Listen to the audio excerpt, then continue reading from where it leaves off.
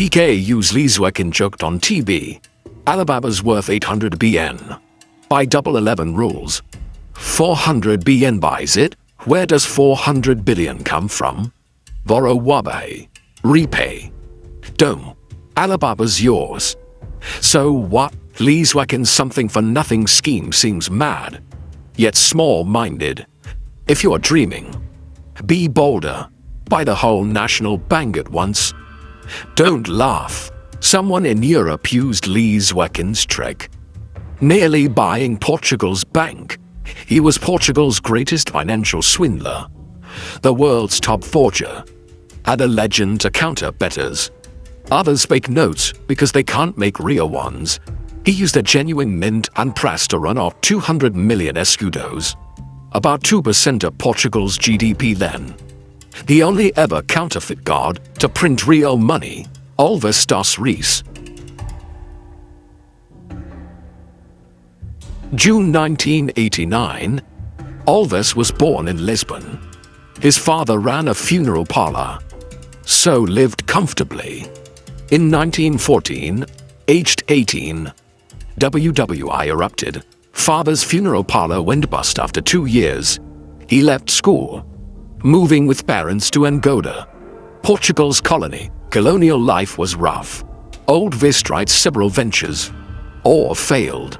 Alves lost his pampered status and his schooling, and first felt an adult's collapse.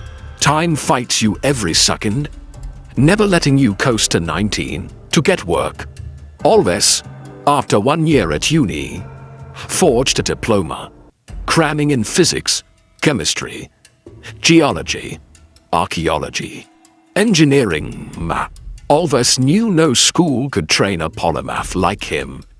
So to make it sound plausible, he gave up and invented Oxford University's Engineering Technology College.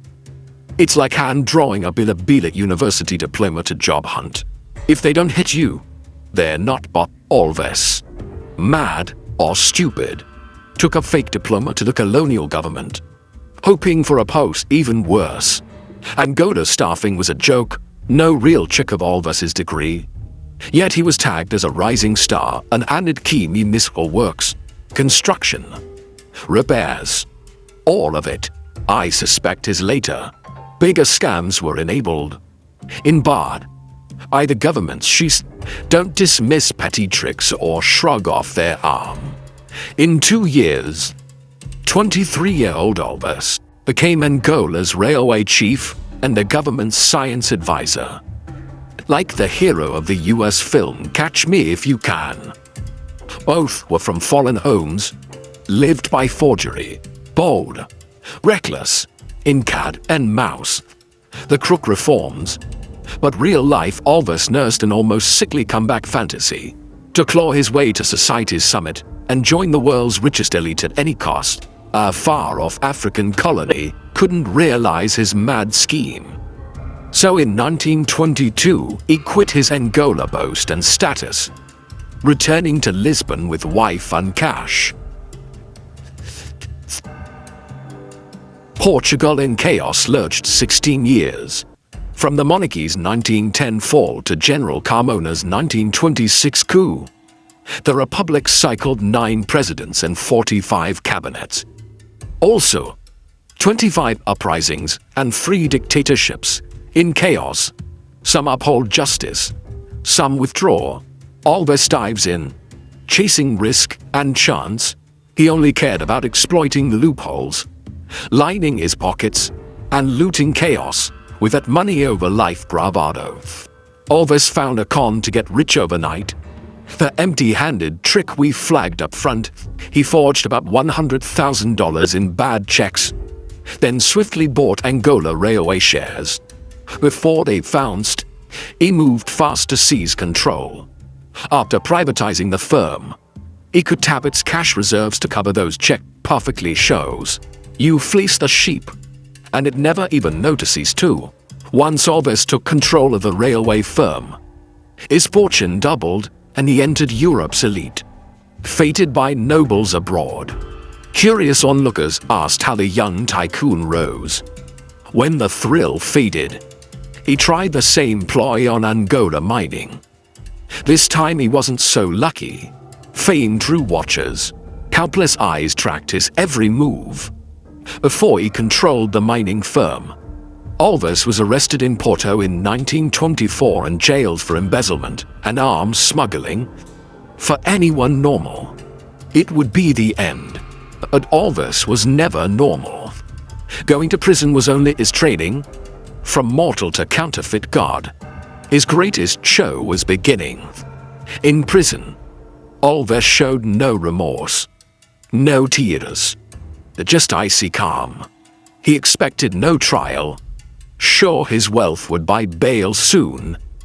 He reviewed the last con's failure and learned that buying with bad checks means taking control before the bank clears them, or it collapses fast.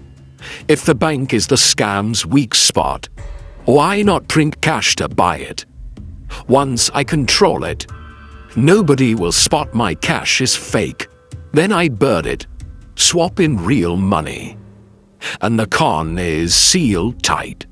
So a mad con, destined for history, slowly formed behind.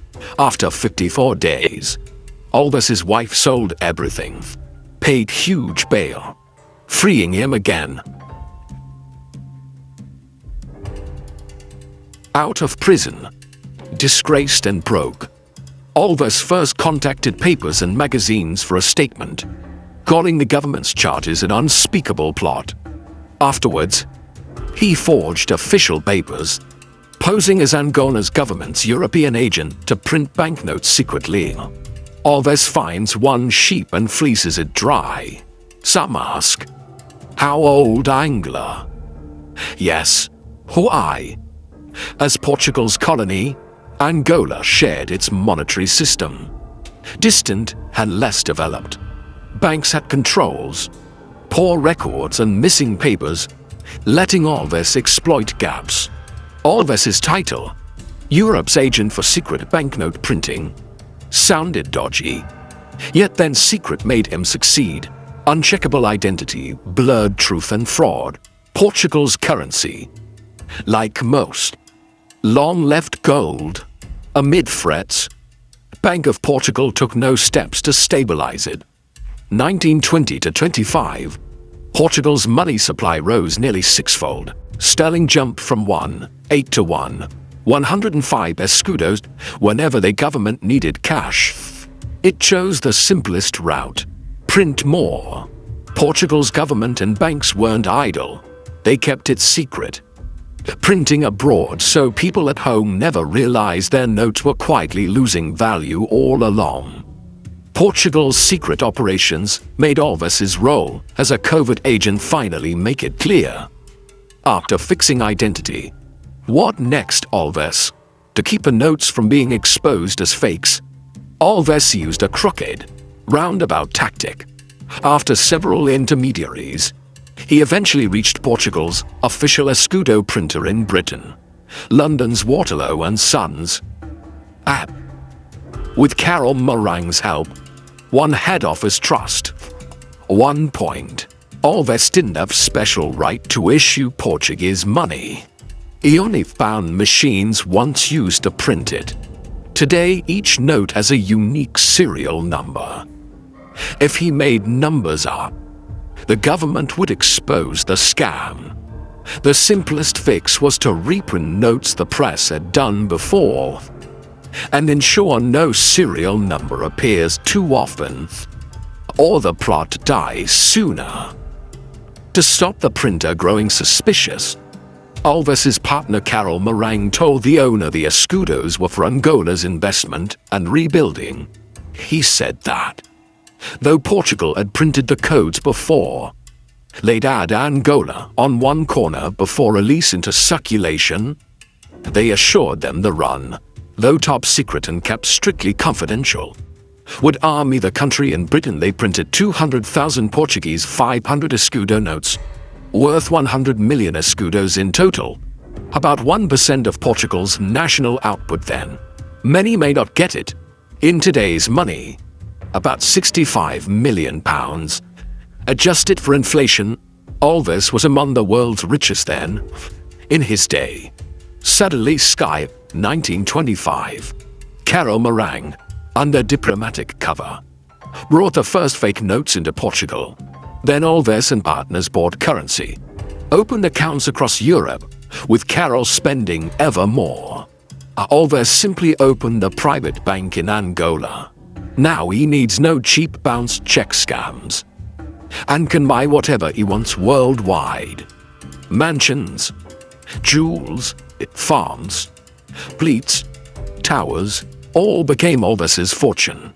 For a while Portuguese were curious about the mystery tycoon, yet as Alves spent more escudos, Portugal and Angola enjoyed a brief, illusory boom.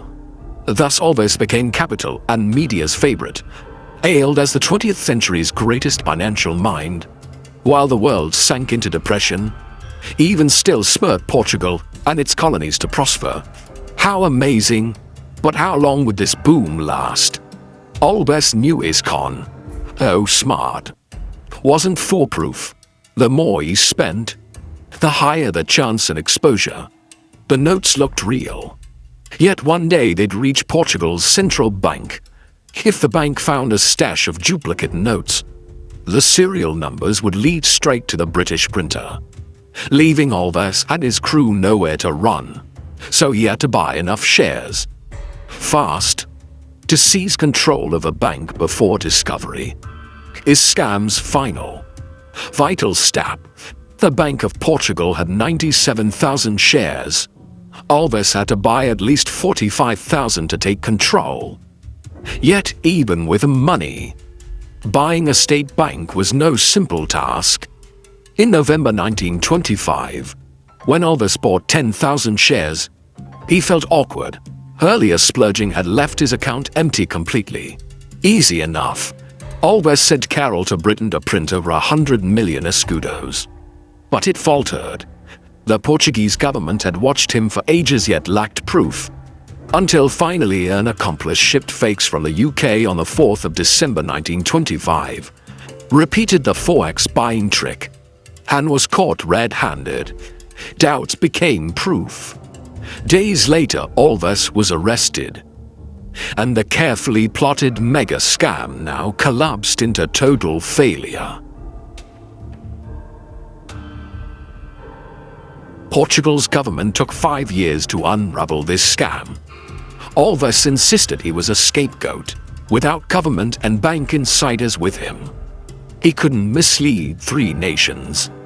Yet whatever his excuses, he alone got the harshest sentence. In 1930, Alves got 20 years, paroled in 1945. He spent his last decade poor, alone, dying of heart disease in 1950. Accomplice Carol Marang was luckier, getting 11 months for illegally holding stolen cash. Freed, he emigrated to France rich, died amid grandchildren. Waterloo, printing Alves's forgeries, was disgraced, though a victim. Checks led to £610,000 damages to Portugal's bank in 1932. Portugal's first republic fared worse. Once Alves's fraud hit the press, people refused 500 escudo notes. Banks wouldn't take them either. Trust collapsed. The currency plunged, and the economy nearly froze. 6 months later, Comunna staged a coup, ending the 16-year republic. A conman crippled his nation. This is Alves, the world's top counterfeiter. Fake money god. Yang Xiaoxing here. Thanks. See